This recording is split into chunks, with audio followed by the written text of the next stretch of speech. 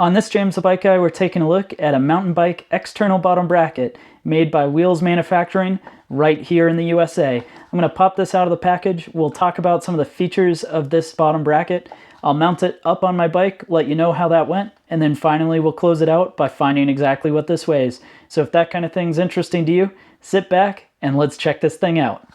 With a bottom bracket out of the package, you can start to appreciate the looks and just how nicely done these Wheels Manufacturing bottom brackets are. In this case, it's going to be an aluminum threaded cup that's been machined to be able to thread in super smooth. This version that we're checking out is the ABEC 3 bearing setup. So this is going to run a pressed in enduro bearing, and in fact these bearings themselves are replaceable, or you can replace the whole cups. But this is going to be a sealed bearing setup. Pretty nice and smooth, and the version we're checking out is for a 24mm spindle. So that means it'll fit your Shimano Hollowtech 2, Raceface, FSA, a few others like that, and this will mount up to a 73mm mountain bike bottom bracket. Now of course they do bring it with a few different spacer packs here, so you've got different spacers, so in case your bike has a 68mm bottom bracket instead, you can mount it up. And then finally, because there's variances between different bikes, there's a few of these little shim stacks. Those spacers are going to be able to line it up so that the crank is going to slip right through. Speaking of which, it's time we go ahead and mount this up to my Stumpjumper and slide in a Shimano crank. I'll let you know how it goes. To install the Wheels Manufacturing bottom bracket, it couldn't be easier.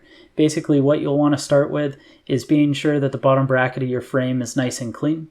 Then you're going to apply a thin layer of grease to the bottom bracket cups, as well as the threads in the bottom bracket shell of your bicycle. Once you've done that, go ahead and start threading in the drive side bottom bracket bearing cup. I use the Wheels Manufacturing tool to help make this a bit easier. Then you move on to the non-drive side bottom bracket cup. In my case, this is a 73mm bottom bracket, but if you were installing this on a 68mm, you will want to use the supplied spacers that come with the bottom bracket.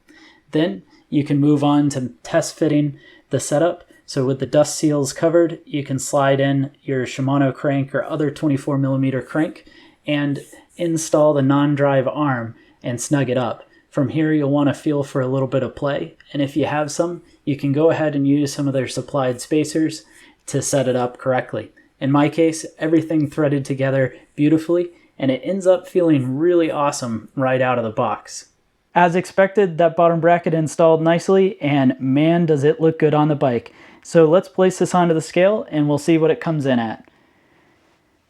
That bottom bracket comes in at only 93 grams, which is pretty dang solid for this American-made bottom bracket. So go ahead and let me know your thoughts down in the comment section below. While you're at it, be sure to hit that subscribe button and don't forget to ring the bell. That way you can see more videos like this in the future.